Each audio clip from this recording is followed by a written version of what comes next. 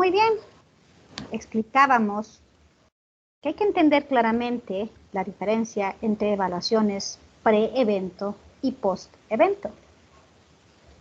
Pues, post-evento, como ya explicaba, ya ocurrió la amenaza, ya estuvo el sismo, ya hubo el fuego, una carga de impacto, ¿sí? Alguna amenaza en particular, que provocó daño en la estructura y podría haber lamentablemente heridos, fallecidos. Ya nos pasó en el sismo de Pedernales, pues si nos tienen que contratar para hacer evaluaciones post-evento, ¿sí? Para verificar la estabilidad de la estructura, para verificar si la estructura tiene todavía comportamiento sismo resistente residual, si hay que reforzar, si no hay que reforzar, lo que se puede, ¿no? Post-evento. Pero los profesionales en el área de estructuras siempre deben intentar mitigar los daños.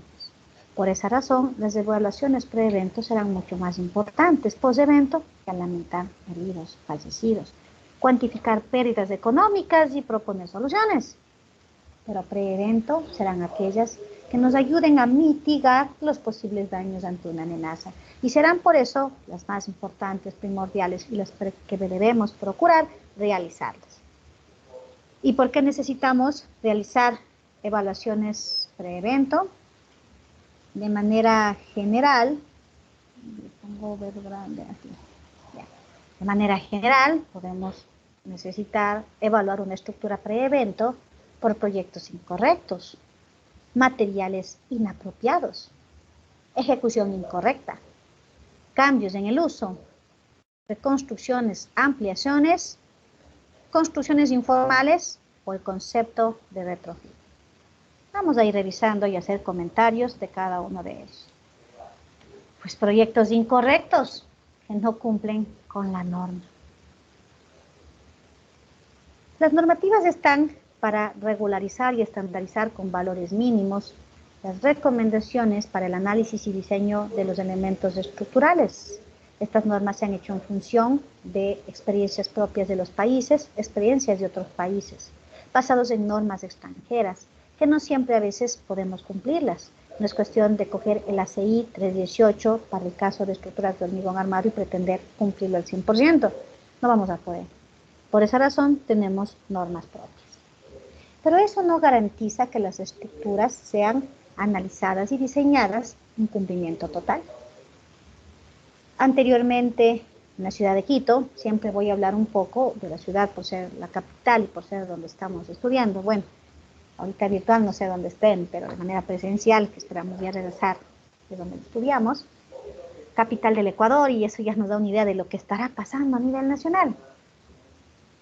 Antes de la promulgación, en uno de los gobiernos anteriores, de la Ley de Libre Ejercicio Profesional, existían la obligatoriedad de que un profesional pertenezca a un colegio para poder ejercer y poder firmar planos estructurales en la ciudad de Quito. Se requería pertenecer, por ejemplo, al Colegio de Ingenieros Civiles de Pichincha, que uno tenía que pertenecer obligado. Cuando tenía alguien que realizar la aprobación de un plano estructural para poder tener los permisos de construcción apropiados, se pedía que sea esta entidad quien selle los planos. Y la verdad era que uno iba y ellos más revisaban que esté en las mismas áreas. Si tenía 200, 500, 1000 metros cuadrados del arquitectónico, que eso esté en el estructural, porque ellos cobraban una tasa en función de los metros cuadrados. Ponían el sellito y tenga. Nadie revisaba nada. Con la promulgación del libre ejercicio profesional, la ley de libre ejercicio profesional, se pudo evitar la obligación de pertenecer a colegios, porque si uno quería aprobar un plano en Sangolquí, le tocaba afiliarse al Colegio de Ingenieros Civiles de Lomiñago, y si quería en Mejía, en otra ciudad, no era a veces tan justo, ¿no? Si yo quiero aprobar, tengo la libertad de que a mí se me contrate en Ambato, pues me tocaba afiliarme en el Colegio de Ambato, y era un poco complejo. Se promulgó la ley de libre ejercicio profesional, permitiendo que no sea obligatorio, y es de esa manera que uno es afiliado a donde uno considere que le dan beneficios y que está de acuerdo con las directrices y políticas, ¿no? Ya no es obligatorio. Si quiero, pertenezco al colegio; si quiero, pertenezco a la Cámara. Yo tengo a mi favor la ley de libre ejercicio profesional. ¿Qué pasó entonces en la ciudad de Quito? El municipio se encargó de realizar la aprobación de los planos estructurales. ¿Y en qué consistía?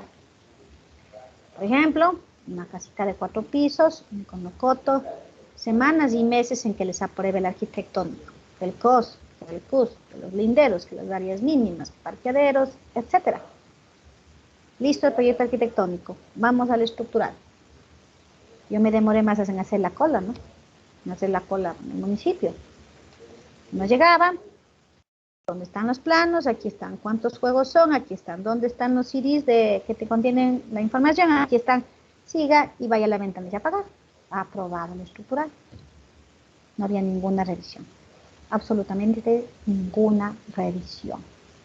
Estamos hablando hasta antes del año 2014, que es mucho tiempo, ¿no? 2014 son pocos años los que se ha cambiado esta política. 2014.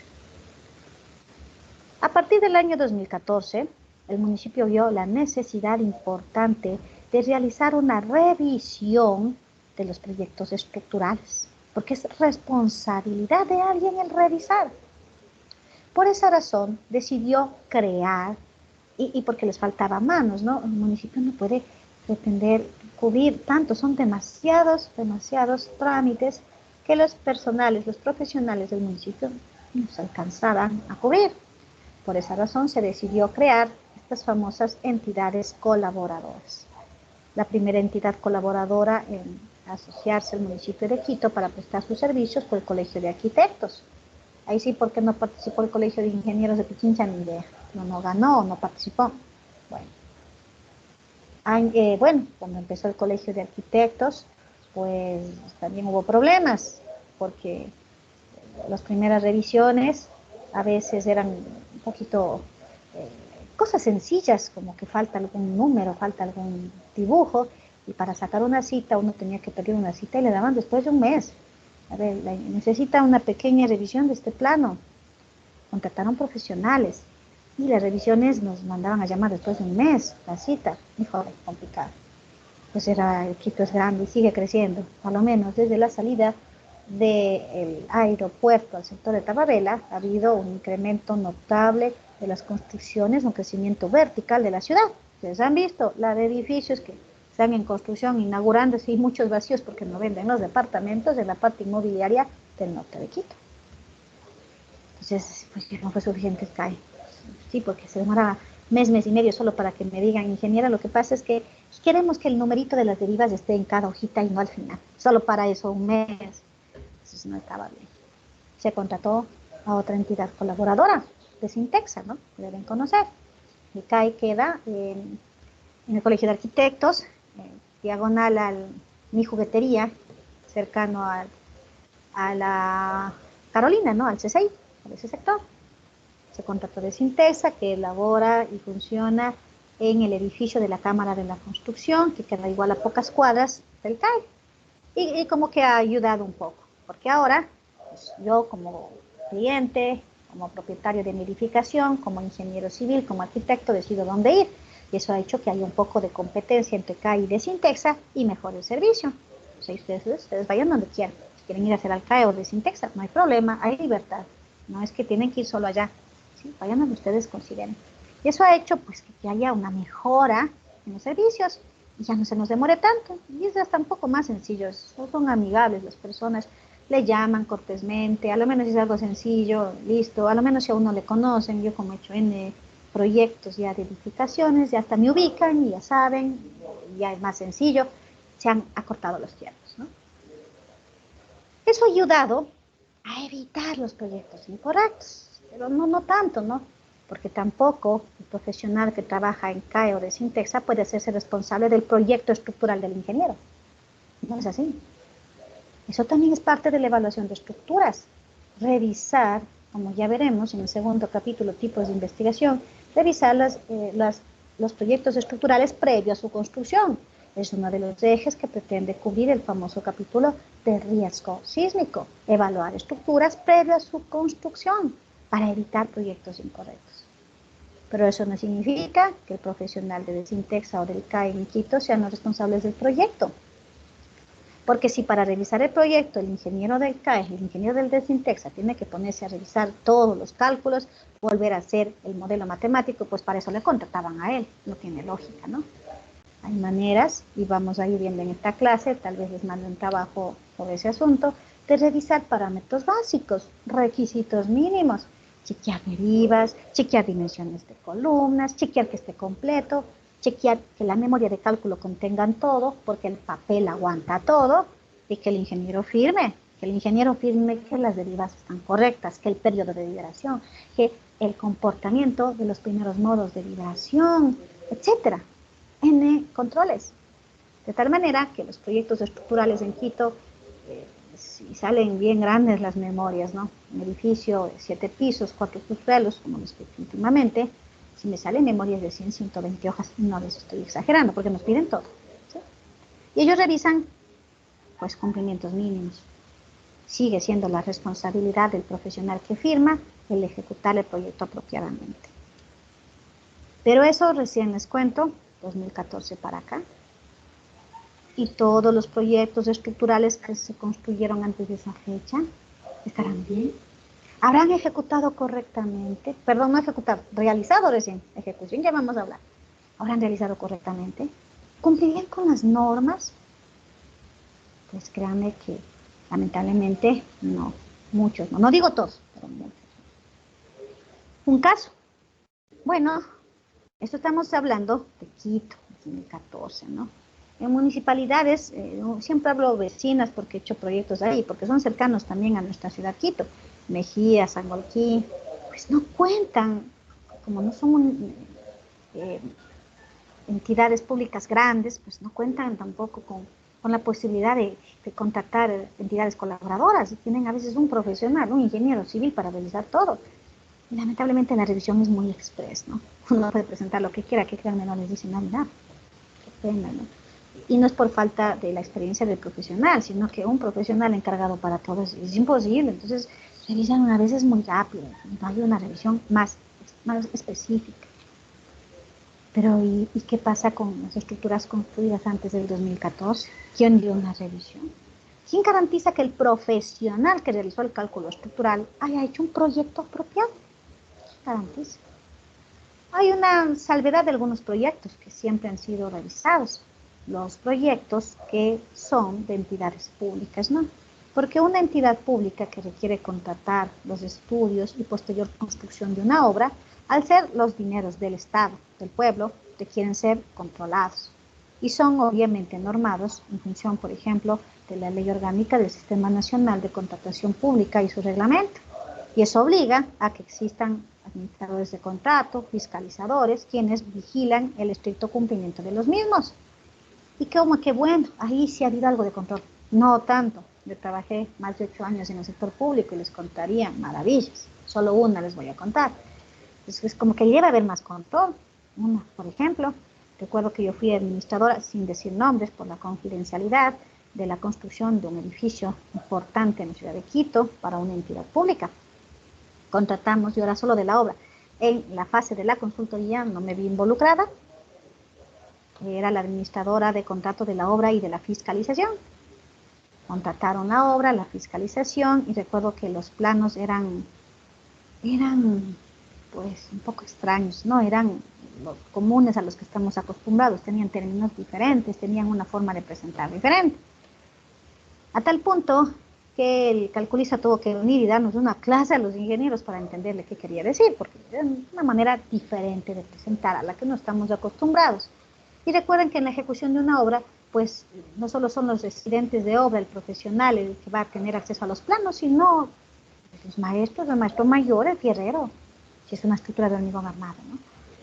Y bueno, pues fue tan difícil que la fiscalización dijo, ¿sabe qué? Nosotros vamos a contratar unos dibujantes y volver a dibujar los planos, respetando todo, el cálculo estructural, a un formato conocido bajo nuestro costo, porque así no vamos a poder trabajar, nos vamos a perder y nos vamos a demorar.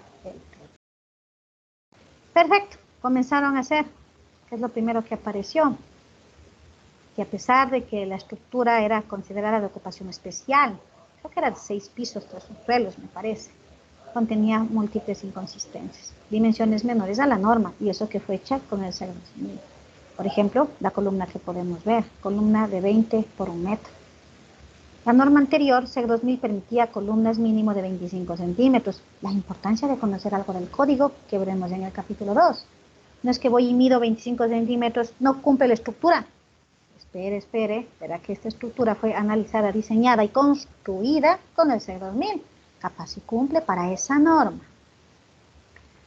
Se encontró columnas de dimensiones menores a las establecidas, cuantías de elementos, columnas menores del 1% en pisos inferiores. Bravísimo, bravísimo. Y así eran como unos 22 incumplimientos.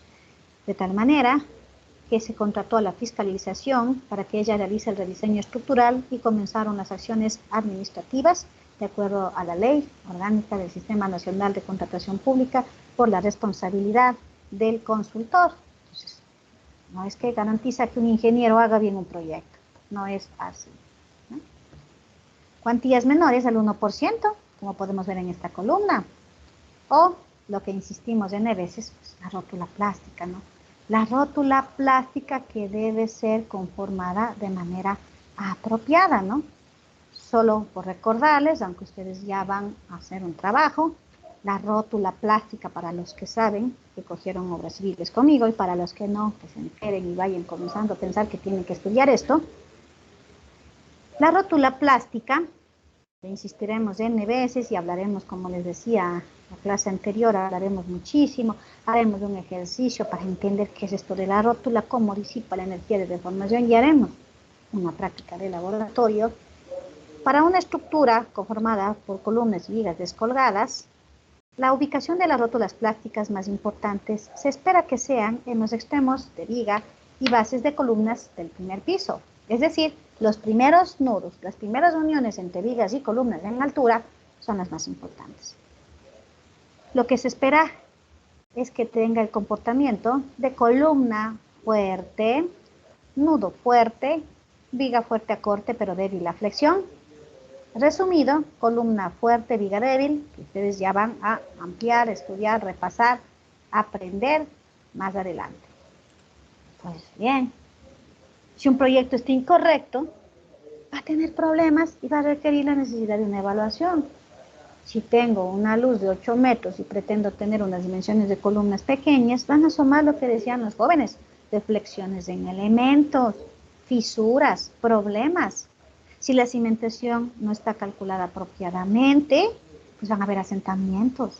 Si no se hizo un buen estudio de suelos, que es parte de un proyecto incorrecto, y eso denotó en que las recomendaciones para la cimentación sean inapropiadas y por lo tanto vamos a tener problemas de asentamientos, fisuras en mamposterías, problemas en elementos. El hecho de que haya sido hecho por un profesional no garantiza que el proyecto sea correcto. Como suelo insistir en obras civiles, el hecho de aprender un software comercial como el ECAPS, SAP 2000, CIPCAP, entre otros, no garantiza que el proyecto sea correcto. No garantiza. Por esa razón debe siempre existir un control, un control. Hay países, como Colombia y Chile, que tienen otra forma de garantizar este control. En su momento, cuando se comenzó recién con la elaboración de la norma, existía un capítulo borrador de la norma que lamentablemente ya no le he encontrado y nunca le descargué, de la parte administrativa en cuanto a los proyectos. Ya no asomó, qué pena. Y hubiese sido prudente esto. En Quito podemos decir que ya hay un control, que nos revisan, que nos verifican que por lo menos el papel aguante todo, pero en otras ciudades no, tampoco es irresponsabilidad de los gobiernos. Es difícil, ¿no? Es difícil el tema del presupuesto, de la contratación del personal. En estos países tienen otra figura que se pretendía incorporar en el país y que lamentablemente quedó en borrador.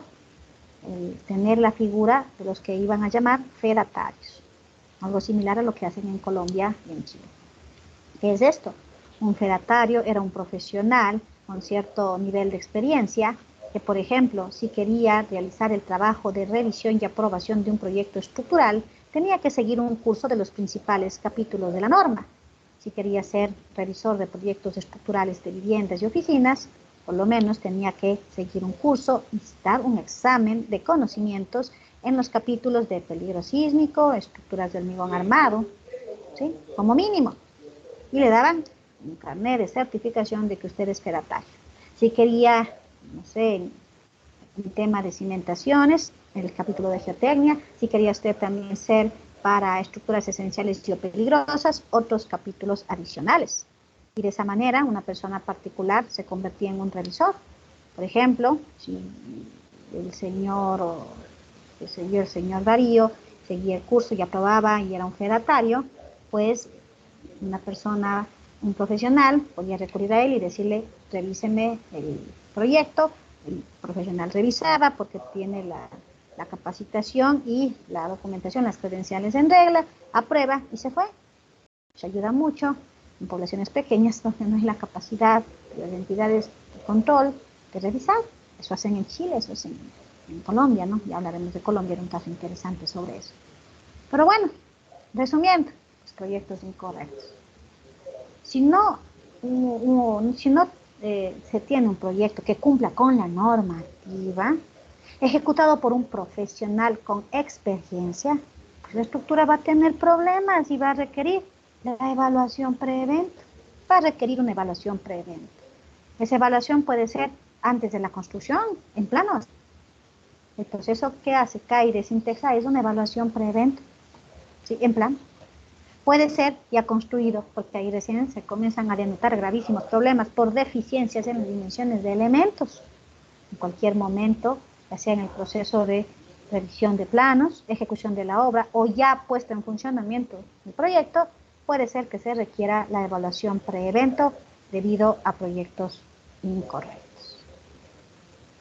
¿Alguna pregunta, jóvenes? ¿Alguna duda, comentario hasta aquí?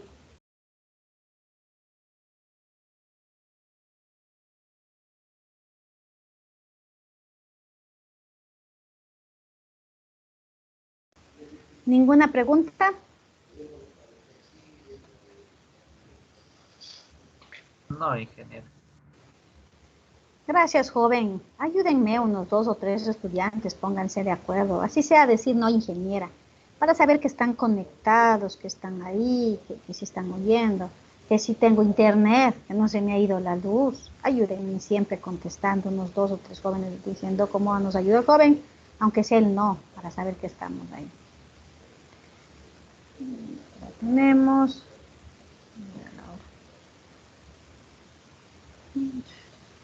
Se apagó mi teléfono.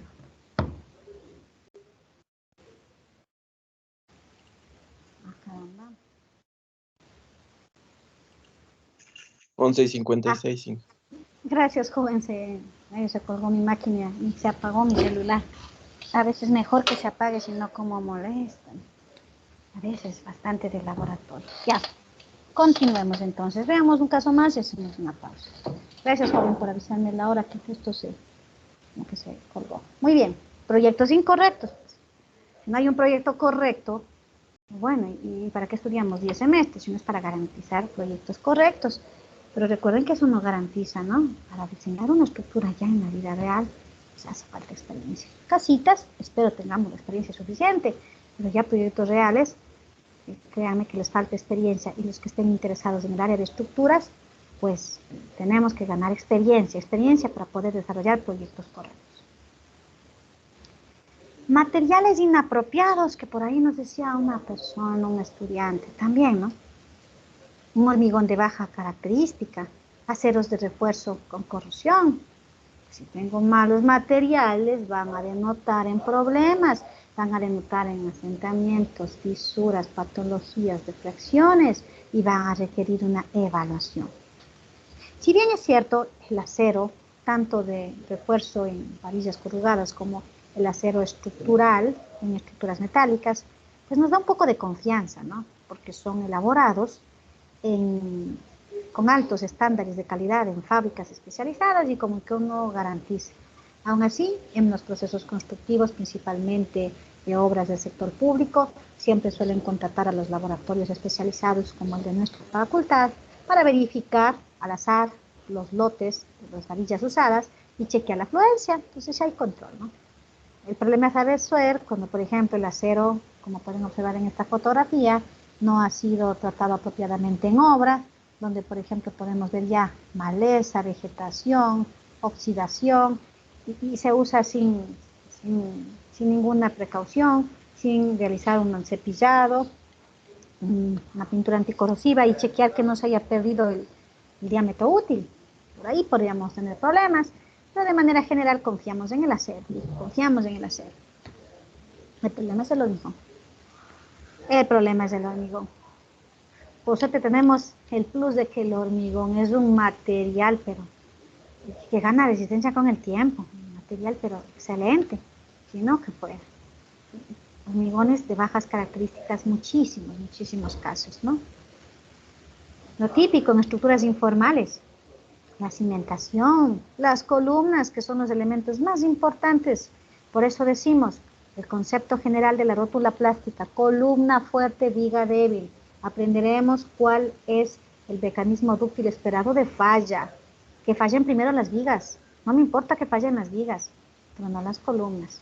Ante la ocurrencia de un sismo raro, para que se cumpla con la tercera filosofía de diseño sismo resistente, que la estructura sufra mucho daño, pero no colapse, como ya iremos aprendiendo, lo que me interesa es que las vigas sean las débiles, las vigas lleguen a fallar y las columnas no. Las columnas sean fuertes.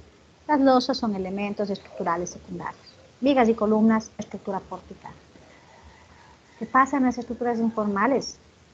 ¿Qué pasa en las estructuras a veces que sí cuentan con personal técnico, con planos, pero no está el profesional ahí? Pues las cimentaciones y las columnas, a la buena, como más se puede. El maestro mayor, y que hace el hormigón a mano, le pone más agua para mejorar la trabajabilidad, ¿sí? Pero para fundir la losa, generalmente en estructuras pequeñas con viga banda, pues ahí sí contratan a las personas, hacen mingas, le ponen más cementitos, hacen, la verdad, sin querer un mejor hormigón. Y resulta a veces lo que no queremos. Hemos encontrado que en losas tenemos una resistencia a la compresión mucho mejor que en las columnas. Y eso es una práctica constructiva real de nuestro país, cuando debería ser al revés. Tanto que hemos estudiado, principalmente en ensayo de materiales 2, de todas las propiedades del hormigón, y todo queda en nada cuando no se sigue un control de calidad en el sitio. Quedamos en nada. ¿De qué sirvió que estudiemos que el cono de abras, que el asentamiento, que las propiedades en estado fresco, endurecido, si en obra construyen como más pueden, con la experiencia del maestro Pepito, porque él ha construido casi? Y resulta más bien al revés, que en las losas y las vigas tenemos excelentes hormigones y en las columnas estamos mal. Y bien común, ¿no? Bien común, a lo menos en estructuras informales, hacemos los ensayos, en columnas, F'C de 200, de 180 kilos centímetro cuadrado. En la losa, 240. Eso pasa. Pero tampoco nos garantiza el hecho de que podemos contratar el hormigón premezclado. Podríamos decir, bueno, ya, no me quiero hacer problema, mi obra es importante, contrataré hormigón premezclado y me libro de todos los problemas. Contrato hormigón premezclado y me quedo tranquilo. No es tanto así, ¿no? Les contaré que hemos tenido tantas novedades, sin nombres, por la confidencialidad, tantas novedades en cuanto al premezclado en Quito. Y esto les voy a contar unas 2 o 3 experiencias sin nombres, porque es importante, ¿no? Importante que conozcan, que estén prevenidos, que no cometan esos errores y que como futuros profesionales de la central sepan actuar de manera apropiada.